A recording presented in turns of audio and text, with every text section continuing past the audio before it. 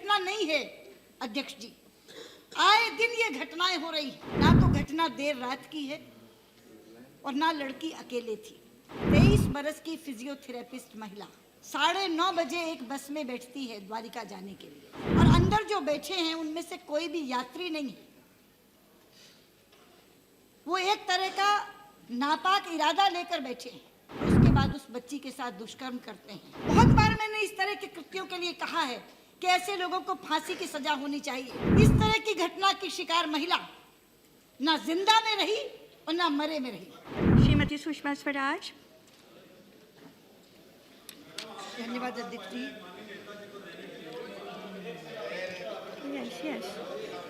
Yes नहीं, ये महिलाओं का विषय था और लीडर ऑफ ऑपोजिशन का रिक्वेस्ट था, इसलिए धन्यवाद। इसके बाद आपको बुला देते।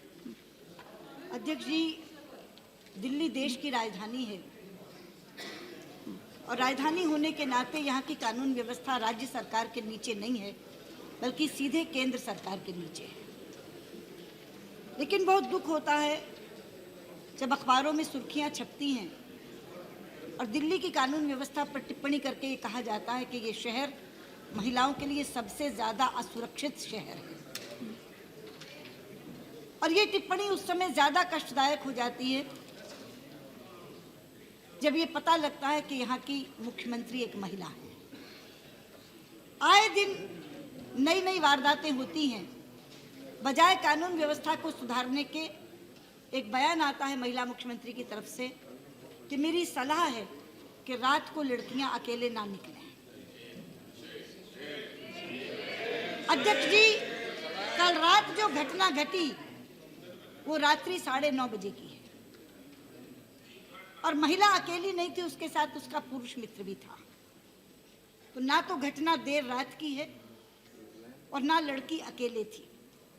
23 बरस की फिजियोथेरेपिस्ट महिला 9:30 बजे एक बस में बैठती है द्वारिका जाने के लिए, और अंदर जो बैठे हैं उनमें से कोई भी यात्री नहीं है। वो एक तरह का नापाक इरादा लेकर बैठे हैं। वो उस महिला के साथ छेड़खानी करते हैं।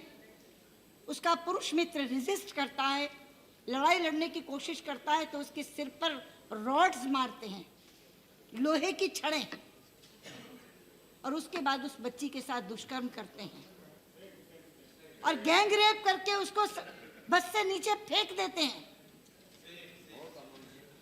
कल हमारे यहाँ से कुछ महिलाएं, हमारी महिला मोर्चा की अध्यक्षा वहाँ देखने के लिए गईं। डॉक्टर ने उन्हें मिलने नहीं दिया, लेकिन बाहर उसकी दास्तान सुनाई कि लड़की वेंटिलेटर पर है, उसके इंटेस्टाइन्स पूरे डैमेज हो चुके हैं। बचेगी कि नहीं बचेगी ये कहा नहीं जा सकता। आज सुबह पीठ से आपने एक शब्द इस्तेमाल किया, जघन्य कृत्य। शायद इससे ज़्यादा उपयुक्त शब्द इस घटना के लिए नहीं हो सकता। लेकिन ये एक अकेली घटना नहीं है अध्यक्ष जी। आए दिन ये घटनाएं हो रही हैं और इसीलिए हम लोगों ने आज प्रश्नकाल स्थगित करके इस प्रश्न को उठाना चाहा था। लेकिन चूंकि आपने कहा कि आप शून्य प्रहर में इसको उठाने देंगी और स्वयं जब आपने कहा कि ये जघन्य कृत्य है, तो हमको लगा कि ज़्यादा शांति से अगर इस मसले को उठाया जाए तो ज़रूरी। बहुत बार मैंने इस तरह के कृत्यों के लिए कहा है कि ऐसे लोगों को फांसी की सजा होनी चाहिए। लोग कह देते नहीं, कैपिटल पनिशमेंट खत्म हो जानी चाहिए। आप मुझे बताइए, इस तरह की घटना की शिकार महिला ना जिंदा में रही और ना मरे में रही। वो एक जीवित लाश बनकर के अपना जीवन जिएगी। अगर बच गई तो अभी जीवन और मौत का संघर्ष झेल रही है, पता नहीं बचेगी कि नहीं बचेगी। लेकिन अगर बच गई तो पूरी जिंदगी एक जिंदा लाश की तरह से गुजारेगी। क्या ऐसे लोगों को फांसी की सजा नहीं होनी चाहिए? लेकिन मैं कहना चाहती हूँ, अभी तो सब लोग गिरफ्तार भी नहीं हुए, केवल 2 लोग गिरफ्तार हुए हैं। लेकिन क्या कर रही है दिल्ली पुलिस, क्या कर रही है केंद्र की सरकार, क्या कर रही है गृह मंत्री और क्या कर रही है दिल्ली की मुख्यमंत्री? ये सलाह देकर कि लड़कियां रात को अकेले न जाएं। जो कॉल सेंटर्स में काम करती हैं महिलाएं, पेट की भूख उनको ले जाती है रात में वहां, क्योंकि वो चलते ही कॉल सेंटर्स रात में हैं। मध्यम वर्गीय परिवारों की लड़कियां हैं। लेकिन मैंने तो कल को कहा कि कल की वारदात तो देर रात की भी नहीं है, अकेली भी नहीं है। इससे ज्यादा वो क्या करे? रात के 9:30 बजे एक पुरुष मित्र के साथ चलती है, लेकिन उसके साथ इस तरह की घटना घटती है।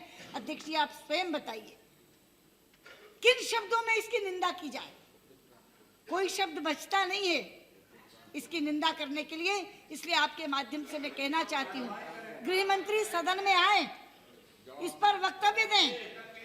क्या कार्यवाही केंद्र की सरकार इस पर कर रही है, इसके बारे में बताएं, और ये पूरा सदन पुरजोर भर्त्सना करे इसकी, और ऐसी घटनाओं की पुनरावृत्ति ना हो, इसके बारे में क्या कर रही है गृह मंत्री, इसके बारे में हमें आश्वासन दे।